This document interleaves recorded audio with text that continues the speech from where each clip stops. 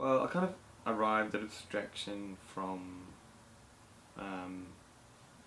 becoming really interested in how we could manipulate paint within the picture space to ask different things and to trigger different things for the viewer to experience within a picture, which I guess is what every painter is doing.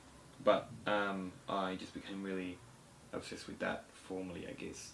That came from a lot of interest in architecture and trying to find home space and different landscapes and kind of different genres of painting, where I was trying to use the picture space to contradict itself architecturally or overlay different painting vocabularies within the one panel, so that it would kind of trigger nostalgia or confuse the viewer into what kind of space they were entering.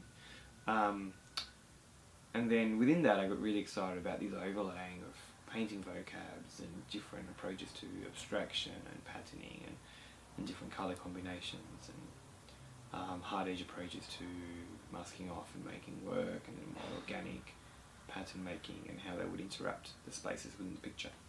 And then just became really interested in that, and then constructing these spaces through pattern and abstraction, so that the picture space will become really complex and activated through overlaying and also showing history of the brush and history of the hand. But I'm also really interested in the way colours perform, so the way that colour theory and colour wheels will tell us that this colour will fight with this colour, and then the tonality and the way that the eye reads that colour will actually mean that these two colours will not vibrate and will sit quite happily next to each other.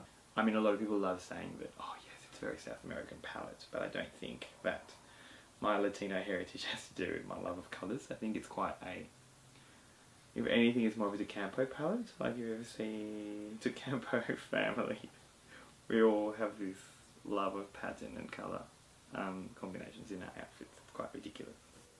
Yeah, it's what I think about all the time. I wouldn't be doing anything else, and it's often really challenging. But I guess that the reason why I do is because I'm seeing pictures around me all the time that I'm really interested in questioning, or ways of reframing things, or ideas that haven't been quite asked yet, or something that an artist is interested in that I find really interesting. The show did kind of survey the last few years, or we kind of surveyed my interests in questioning the idea of a picture and pattern and abstraction. It was really exciting to show the work together, because I haven't been able to do that, and also in my hometown, and I haven't been able to show in London for quite a while. I just have been showing in other places, and I haven't really shown a lot of work here, so that was really exciting for my peers and my friends locally to see what I've been doing. And I guess the ongoing things within the show were the questions about picture making and what is it that we call a picture? How does a picture perform? When does something become a picture? And how does painting activate that space? To show my own history of making within that, so continually try to demonstrate how my own images were constructed, and to utilise residual materials and processes within that. So by showing the construction, it also means bringing these materials back into the work, or reconstituting them somehow, like the masking tape work, which references the process of making the painting, or the laser cut work, where you can see the output, and then I've flipped it over so that the residual material, what would usually be considered the residual negative space panelling, has become highly patterned and ornate.